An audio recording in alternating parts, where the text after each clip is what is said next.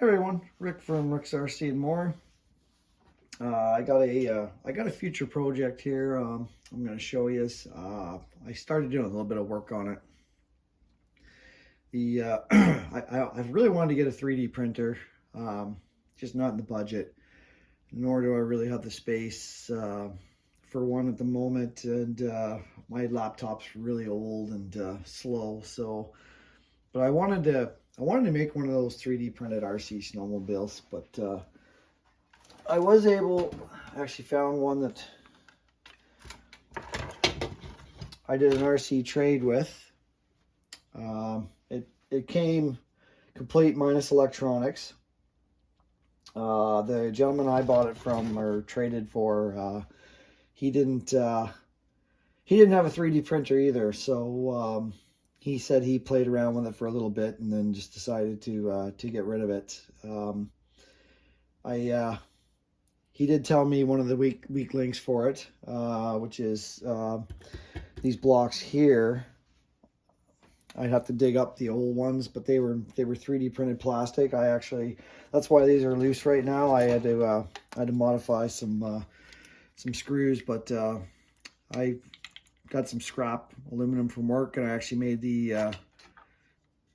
arms out of some aluminum.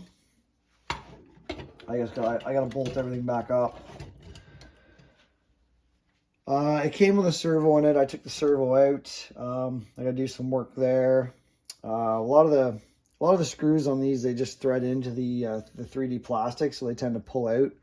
So I put some nuts on the back of some of the stuff that was coming loose, and I threw just a brush system in it just to make sure everything worked, and everything worked on it. I wouldn't really steer the one way, and that's what I found. One of the weak links that he had pointed out, and it broke, and somebody had put some carbon fiber sheet, like glued it, and then glued some carbon fiber on the other side, and they didn't have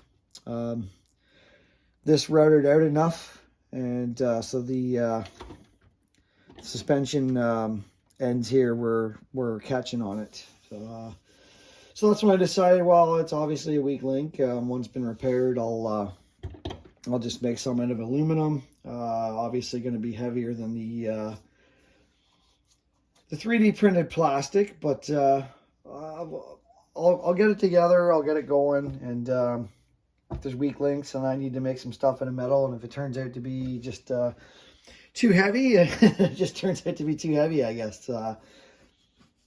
I mean, the aluminum blocks aren't a whole lot heavier than the 3D printed plastic. So yeah, that's going to be a future project. I threw a system in it just to try it out. Like I said, I got to put these screws back in and get it so that the skis and the suspension on the front are back working order. It's got a kind of a long track model, I guess, with a fairly good lug on the track. I'll get a brushless system for it. Just with the brush system I threw it in there was out of a crawler, so I just basically made sure everything moved forward and back freely, and the steering and everything. So there's good bones here for a project.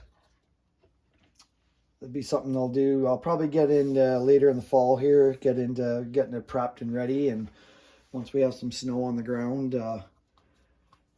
we will get a chance to try it out.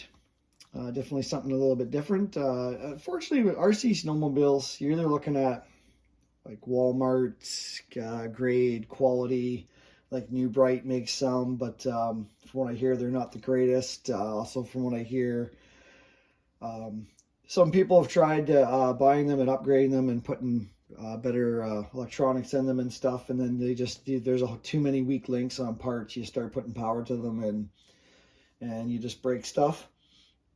Could be a similar scenario with these. I'm not sure. You get these out in the cold, 3D printed plastics. They might get really brittle, but if you're in deep enough snow, it should be all right. We're just gonna try it out. I might make this motor plate out of aluminum too. I don't know. We'll see. Again, We're going to add a little more weight doing that. We'll see if it's a weak link. It's where the motor was threaded in there. It's kind of damaged the plastic a little bit, but that I'll worry about that down the road. I want to replace these because one had been repaired, so I thought we'll deal with that weak link. Sometimes words are hard. First, and then it came with the shroud and the panels and all that stuff. I got to repair this one that come loose, but by the color scheme and everything, I would say this one's a Yamaha. I'm a Skidoo guy myself. I've also had some Arctic Cat snowmobiles back in the day. I don't think I've ever actually owned a Yamaha snowmobile, but anyway, that's what he had. He had a brushless system in it too. He said it didn't go through deep snow; it just bury itself. So I don't know what he had in it for a brushless system, but I mean, I've seen videos of them going through deep snow. But like I said, once I get everything put together and I'm probably just gonna put a cheap Amazon brushless system in it or something like that. Because I obviously don't want to invest a lot of money into this. I don't have a 3D printer to reprint parts I break, so it'll either be machine some stuff out of aluminum myself, or find somebody with a 3D printer and get them to maybe print some parts up for me. Anyway, future project. I haven't made a video in a while. It's just work has been incredibly busy. It's been really, really hot up where I am this summer. So haven't really got out to enjoy even some crawls, really. I need to get out, definitely, and get some use out of my crawlers. But this is going to be a fall project. And over the winter, we'll try it out. And then we'll see if we can't do some improvements to this as well. Or maybe get a brushless system in there and get some gearing where it'll get up on top of some deep snow and go. But that'll be coming up on the channel here this fall. Just a little heads up. Hope everybody's doing well, and get out and enjoy your RCs.